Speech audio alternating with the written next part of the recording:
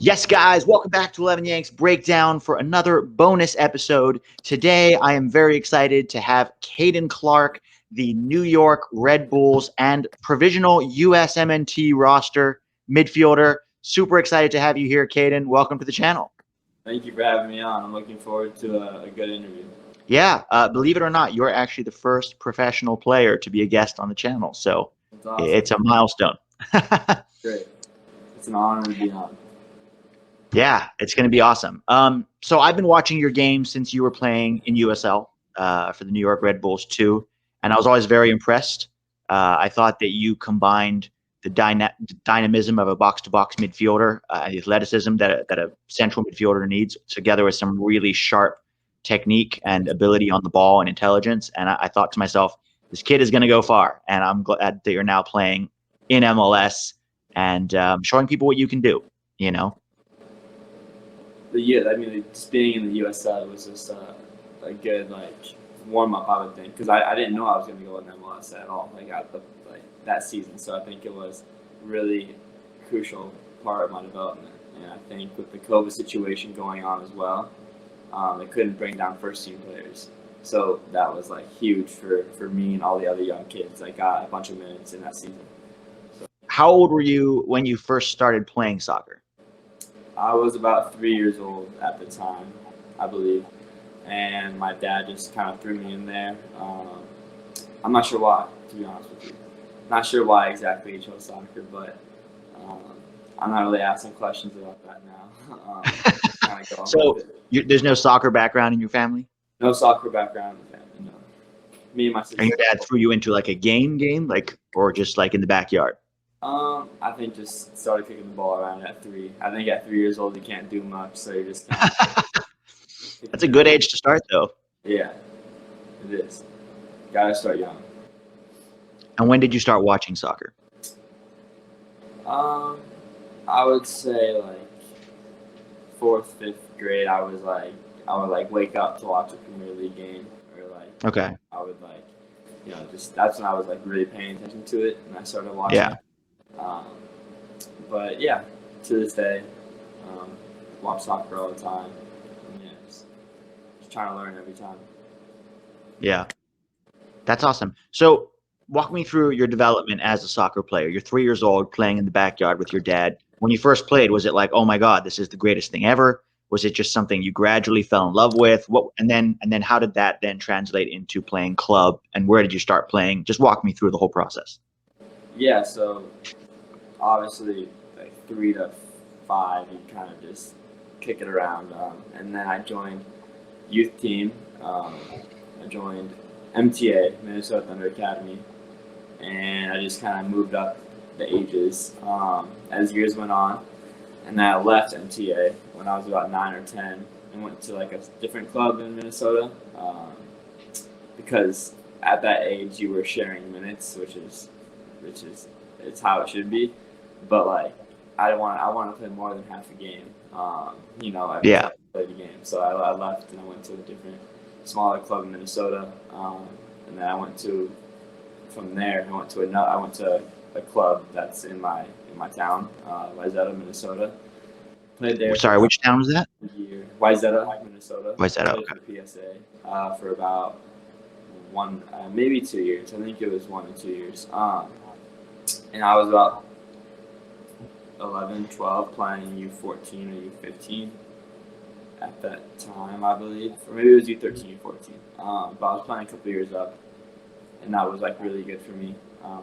That was really important as well at a young age. And then went back to MTA, played for the Development Academy team. I was 12, 13, playing U14, U15 as well, but it's obviously BA, so it's better competition. And then played there. Sorry to interrupt you, Caden. When you went back to MTA, what year was that? I was about, so it was kind of a long time ago. I was probably 12, 13, around there, because I left for Barca at 14. Gotcha. That's why I'm trying to think. So yeah, it's 12 years old. I went back, stayed there for 2 seasons. Then went to Barca Academy, and yeah, was there for 2.5 years. And then I joined the Red Bulls. So it's kind of kind of my path. And at Barca, first year I played U15s, then went to playoffs with U17s. Second year, played U17s for half the year, then U19s for the other half, and then was just with the 19s in the playoffs as well. And then U19s last year, then moved into Red Bull 2. And were you always an attacking midfielder growing up, or did you switch positions around? So at the younger age, before Barca, I was a winger because I was playing up and I was smaller. So like in the midfield, you know, it's kind of that can hurt you if you're not, especially at that age. So they put me on the outside, and I would just kind of do my thing on the outside. And then went to Barca, totally learned how to be a center mid. You know, like the value, like the core things you need, the values you need. And I think that really set me up for to keep progressing. That's awesome. I was listening to a Scuffed podcast interview with your dad a few weeks ago, and he said that at the time before you joined the Barca Academy in Arizona, I believe it is, you had gone on trial with Barca in Europe. Is that right? Not before, but when I was there. When you were there, you'd gone to Barcelona in Europe, and they wanted to sign you. So when I was at the MIT Cup, there were Barcelona scouts there. And then they were like, okay, obviously I'm not 18. I can't go and play over there. I didn't have a European passport. So like, okay, you can go try this, or this would be a great spot for you in Arizona, Barca Academy. So that was also influence on the decision to go there as well. Then when I did go over there, when I was there 3 times, twice with like Barca Academy Arizona, then 1 time on official trial. So that was pretty cool. But yeah, when I got there, I've been there 3 times. So the 3rd time you went there, did they want to sign you? Yeah, so it's a mix of both things. So I was 16 when I went on trial there, official trial, and the plan was for me to play the rest of the season at Barca Academy, go to Phoenix Rising, USL team, for a year till I'm 18, get experience, then sign with, I think it would be Juvenile A over in Barca. But I just didn't. It's just like if it was a 1-year thing or like a 2-year thing, like you kind of want more security than that. If you're gonna sacrifice 2 years of playing, USL is great, but that was the plan for me as well. But it's just like it didn't make sense for my development wise. So I think that going to Red Bull, playing USL season now with the first team, it's paid off so far. I think we made the right. That's awesome. Last year at Red Bull, we saw you play in that attacking midfield role some of the time, and sometimes slightly out wide, if I have that correct. Yeah. What's your preferred position? I think the game's easier inside. I'm still trying to learn how to play an outside 10 or an internal winger, I would say. We play with, 2 10s that are kind of like, a bit in the mix of outside and inside. So I think just finding those spaces and it's strange because when you're playing a 10 in a diamond or a 10 in a 4-3-3, you can, find the spaces easy and turn versus a 4-2-2 when we play with 10s. It's like you have to turn, and then you have an outside back coming at you because you're kind of in that area. You have an outside back coming at you. You have the 6s coming at you, and you don't really necessarily have someone out wide you can play to. So it's a bit challenging sometimes. So it's just about developing and learning what to do in those situations. Because most of the time you're going to need to get out of it some way or another. Right. So what are some of the top 2 or 3 solutions in a situation like that? Just to kind of get into the weeds of the tactics. Do you play to your 6? Do you try to beat them on the dribble? What do you do? It's tough. It's tough because there's so many moving parts. That's why I prefer playing in the middle because you always have a bounce pass. So you can turn for the most part. Or you can play out wide, your outside back or to the winger, or you can, it's tough because you don't have an extra guy out wide. You are the guy out wide, but you're not really out wide. So I would say, for always secure the ball first. what you have in those areas is what you have to know if you can play one touch forward or not, or if you can go on half turn or not. Because if you can't, then you gotta go back, because you're gonna have the six come on you, the strikers coming on you if you're checking two, Yeah. they're coming back at you, and then the outside back, of course. So it's a tough one. Either bounce pass, turn quickly and play, or you gotta. It's kind of situational. So. Mm-hmm. While we're talking about tactics, Caden, you play the Red Bulls way, right? Playing at Red Bulls, whether that's Leipzig, Salzburg here, Brazil, they have a very high pressing, vertical style of play, right? Yeah. And we've seen this across the board. I've always wondered, what are some of the tactical variations, like within a system that seems to be very, I don't want to say regimented, but very clear cut about this is how we want to play. How easy is it for the team to be able to adapt tactically to maybe a game state or a score line or an opponent that is not allowing you to play that way, or where you're not really finding success playing that way in a particular moment? Are you allowed to switch it up and try something different, or is it still very much, this is how we play, do not veer away from it? Yeah. For example, Gerhard came in. We changed how we're gonna play against Columbus. We had a week just to train for it and do it. And we did it, and we played decently in the formation, but our pressing wasn't what it should have been. So we changed at halftime. To that answer, I would say, like, at this level, at professional level, like in our academy teams, like, they wouldn't change the formation because they haven't played together, they don't know what they're doing. But kind of the thing is that you have to be on. Like, they're not gonna wait for you to understand it. Like, if it's gonna make sense, it's gonna make sense, and you have to figure out how to deal with the tactics, the spacing that's changing, the personnel. So it's kind of on the go, to be honest with you. And there's really no excuse not to understand it, because they give you all the information you need. It's just if you apply it. So it's kind of one of those things, as if, of course, you want a week or two at least to figure it out in training.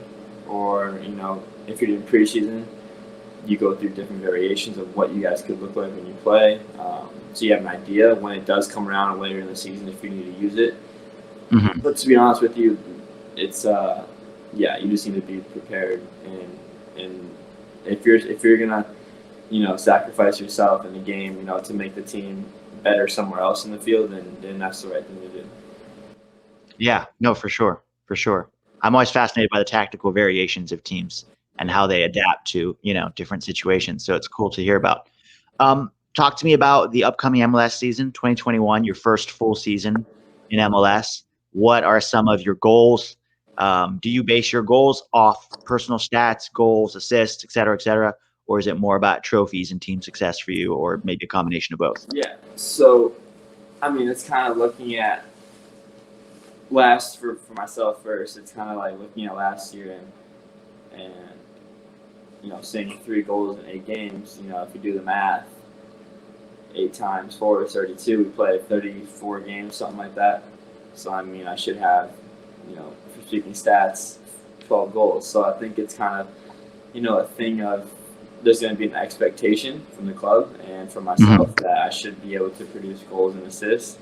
So I'm really just excited to get out there and play and produce for the team. And team-wise, I think we have a really young team. We have a lot of good players as well.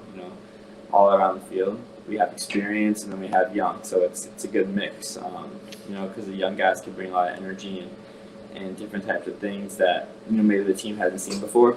But then we also have the experience to back it. So I think it's a really, really good mix together. So I think team-wise, there's no reason why we can't make the playoffs, first of all, and then finish, in top couple spots in the table as well.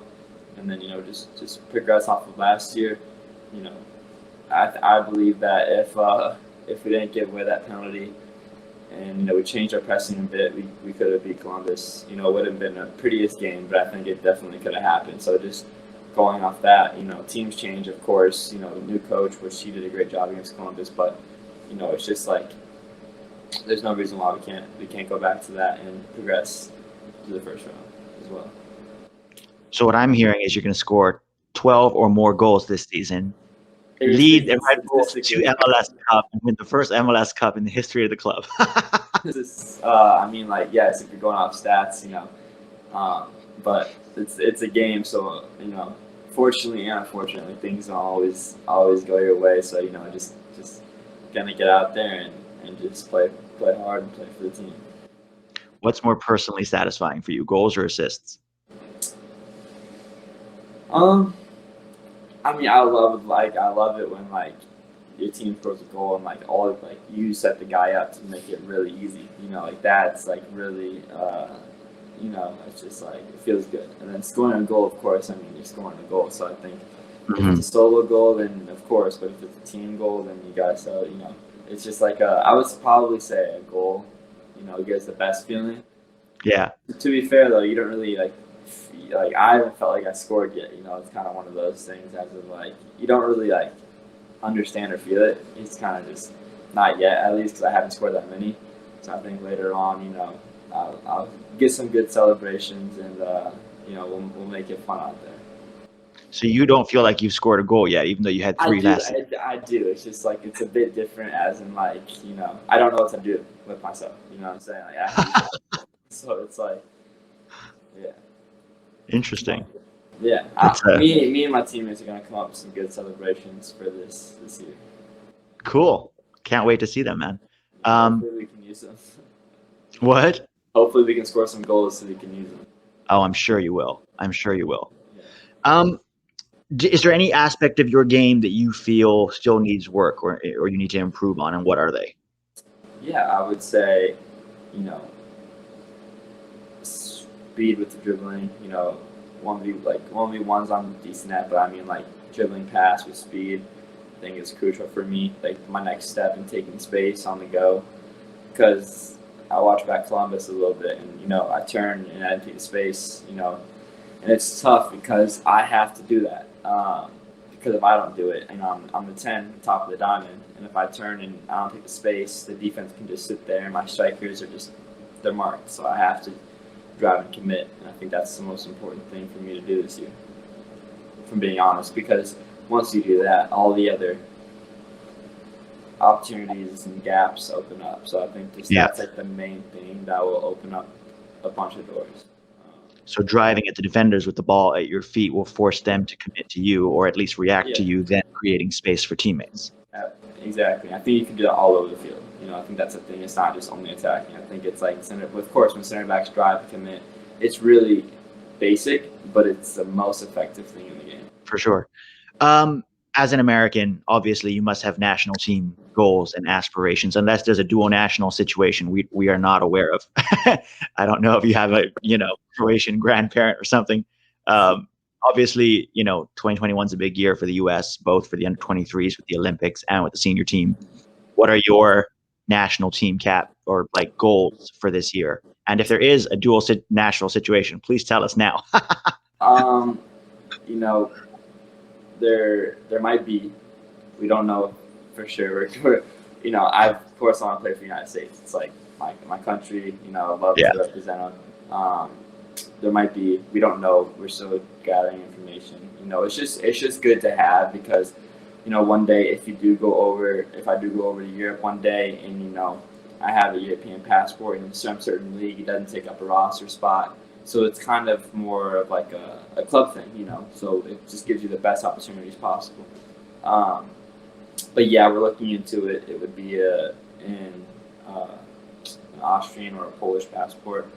But of course, my goal is to play for the United States in a World Cup one day. And I think that's every kid's dream who's playing right now, professionally. Yeah. It's a kid, so I think I see all the younger guys, younger than me, posting 2026. I want to be there. So there's going to be a lot of people, and time will only tell what happens going forward. But for this year, I just want to get in the national team, either it's Olympic qualifying or sometime over the year. If it's with the first team, if it's with my age, just something that it'd be an honor to represent them. For sure, man. I mean, we'd love to see you in the red, white, and blue. Under 20 World Cup was canceled, which really sucks because you would be eligible for that.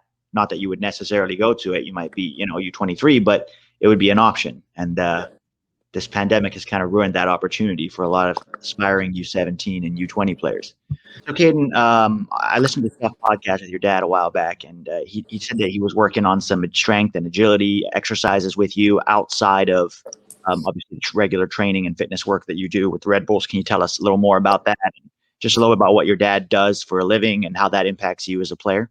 Yeah, so he's very hands-on with a lot of things I do, and he's a personal trainer. But both my parents are. They own a gym in Minnesota, and they're also consultants for Notre Track, where if you're doing the workout, they're the person on the screen that's actually doing it, and like you've kind of followed them type of thing.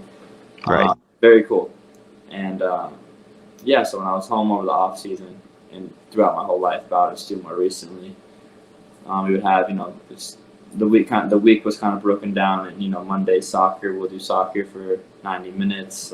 Tuesday we'll do cardio in the morning for about 40 minutes, and then we'll do a 20-minute strength session after that, just kind of a mix. Wednesday was soccer. Thursday we would go back to no cardio, we just do a full strength session as well. Friday soccer, Saturday soccer, and strength cardio mix as well. Sunday would be like a recovery day, so you would do either a heated stretch or you would just have the day off. But it's good. He's always been involved with everything I do, so it's really nice to have him help me with everything. That's awesome, man. Yeah. That's very cool. Yep. And then my mom is also the same way. Not exactly hands-on, but same type of push and edge to her. What does your mom do? Does she like push you? I mean, she'll just be thorough with me. She'll be honest with me if I didn't have a good game, or just like if I'm acting a certain way, she'll just be honest with me and straight up with me. So it's good. It's a good group, I would say. Good parents. Yeah, you sound like you come from a good background, dude. So That's awesome. Do you have any superstitions or pregame rituals that you do? I used to, like a left sock type of thing, but not anymore.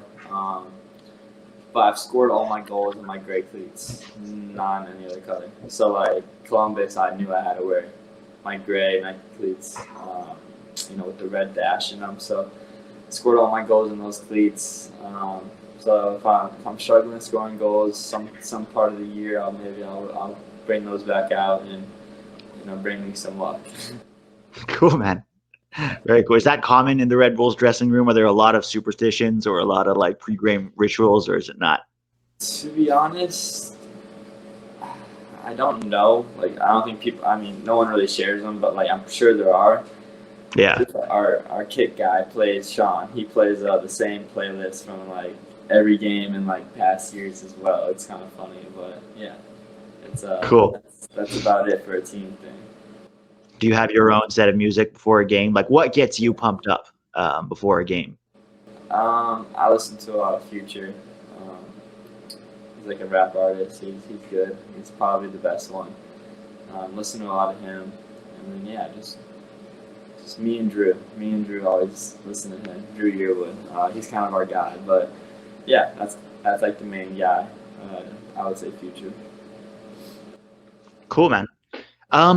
Obviously we've heard a lot of rumors about, you being at Red Bull. Obviously they have Leipzig and Salzburg. There's been a lot of rumors about the possibility that at the end of this season, you'll be headed over to Germany to be in Leipzig's team. Can you comment on that, confirm or deny it? Any hint of what's going on with that situation or not? Yeah, it's an interesting one because, of course, that is my goal, to play over in Europe. If it's in Leipzig or if it's in somewhere else, that's definitely my goal. It's a tough one because, of course, any player wants to go over there and play in either it's Europa League or Champions League or Bundesliga. It's everyone's goal. So I think that, it's about just the right time, and because I'm happy here in New York. It's my first full season with the first team, so I'm really looking forward to just being a main guy on the team that can contribute to the team and win some games. But I think at the right time, I think that would be that my ideal goal is to go to Europe. So I think at the right time when I'm developed, and I can progress my game over there. I think absolutely that's my dream and goal to do. Cool. So Caden Clark to Leipzig 2022 confirmed. No, I'm kidding. Look, man, it's been really awesome. Before I let you go, I wanted to talk a little bit about what's happening in America right now with soccer and with the growth of the game and with, Qatar 2022 and then obviously having it here, like you said, in 2026.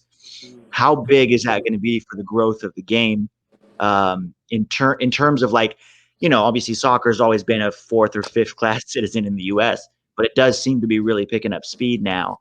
And in the next 5 to 6 years, do we have the potential for soccer to break into the top 3 in America, in your opinion, based on what you've seen? I believe if the MLS does the right job with the players and, with the way they're going to put it out there, I believe it should be a top 3. It's a huge opportunity. So I would be surprised if it wasn't a top 3 sports, but it's, I think it's, people they're seeing it as a selling league now. You see all the transfers that happened in the last transfer window. So I think, with the momentum of the league growing and then the World Cup, of course, it's going to be huge for the MLS and for the sport in America. It's a really cool time. I would say to be an MLS player around those because everyone's going to be coming to your games because they want to really get into it before the World Cup. It's going to be fans. It's going to be all over. So it would be really cool if it could be a top 3. And I believe it definitely could be. Yeah, 100%, man. I can't wait. It's going to be really exciting. Yeah. Last question, I promise. No problem. Who do you say your game is the most like? If you had to pick a professional player, American or otherwise. Like or who I want it to be like? Do both. First, who do you think it's the most like right now, and then who do you model it after? I would say kind of like I'm not good enough to compare myself to these people, but I take a lot of things from Bruno or De Bruyne.